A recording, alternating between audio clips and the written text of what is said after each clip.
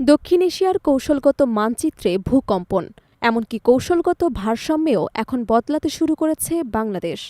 চীনের সঙ্গে নতুন সামরিক চুক্তির আওতায় ঢাকায় আসছে 4টি অত্যাধুনিক অস্ত্রব্যবস্থা, যেগুলো মোতায়েন হলে দেশের আকাশে আর কোনো শত্রু নিরাপদ থাকবে না। এই খবর পেয়ে নয়াদিল্লিতে রাতভর চলেছে জরুরি বৈঠক। ভারতের প্রতিরক্ষা দপ্তরে বসেছে উচ্চ পর্যায়ের আলোচনা, যেখানে মোদির চোখেও ঘুম নেই। কারণ বাংলাদেশের প্রতিনিধি দল ইতিমধ্যেই চীনের সামরিক প্রযুক্তি প্রতিষ্ঠান ভ্যানগার্ডের বোর্ডরুমে বসে আলোচনায় ব্যস্ত। ১৩ মে ২০২৫-এর এই দিনটি ভারতের গোয়েন্দা সংস্থার ডায়েরিতে লাল দাগে চিহ্নিত।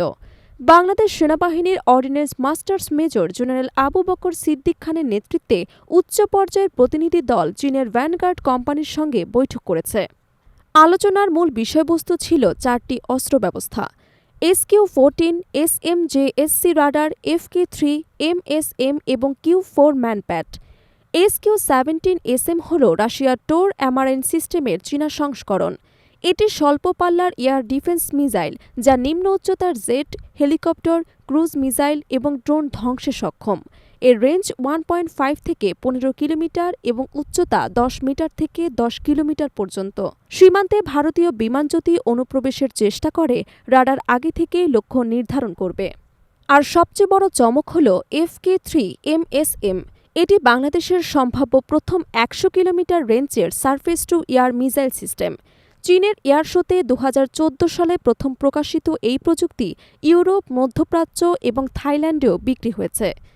যুদ্ধবিমান, ড্রোন বা মিসাইল কোনো কিছুরই ইলেকট্রনিক প্রযুক্তিগত সুবিধা এই সিস্টেমের হাত থেকে বাঁচাতে পারবে না। বাংলাদেশের আত্মনির্ভর এয়ার ডিফেন্স কৌশলের আরেকটি গুরুত্বপূর্ণ অংশ হল Q-4 ম্যানপ্যাড। বহনযোগ্য এই সিস্টেম 0.5 থেকে 4 কিলোমিটার পর্যন্ত কার্যকর। কম উচ্চতায় আসা ড্রোন, হেলিকপ্টার বা সাবসনিক মিসাইল ধ্বংস করতে সক্ষম। বড় রাডার নিষ্ক্রিয় হলেও ম্যানপ্যাড যুদ্ধের মোড় ঘুরিয়ে দিতে পারে। সারা দেশের সক্ষমতা বৃদ্ধি শুধু প্রতিরক্ষা নয়, কূটনৈতিক প্রভাবও বাড়াচ্ছে। বিমানবাহিনী ইতিমধ্যেই ইলেকট্রনিক ওয়ারফেয়ার কোর্স চালু করেছে, যেখানে অংশ নিয়েছে এয়ার ডিফেন্স এবং ওয়েপন্স কন্ট্রোল শাখার ইঞ্জিনিয়াররা। আর সবচেয়ে বড় চমক হল দেশে তৈরি লাইট অ্যাটাক ড্রোন KX। এটি সম্পূর্ণ দেশীয় প্রযুক্তিতে নির্মিত, রিকোয়েন্সান্স টার্গেটিং এবং লাইট অ্যাটাক মেশিন চালাতেও সক্ষম। স্যাটেলাইট বা নির্দিষ্ট RF সিগন্যালের মাধ্যমে নিয়ন্ত্রণযোগ্য, সর্বোচ্চ টেক অফ ওজন 125 কেজি এবং 5000 ফিট পর্যন্ত উপরে উঠতে পারে। এই অস্ত্র এবং প্রযুক্তি বাংলাদেশের জন্য কেবল প্রতিরক্ষা নয়, এটি আন্তর্জাতিক কূটনীতিতে নতুন শক্তি, যা দক্ষিণ এশিয়ার সামরিক মানচিত্রে বাংলাদেশকে শক্ত অবস্থানে নিয়ে এসেছে।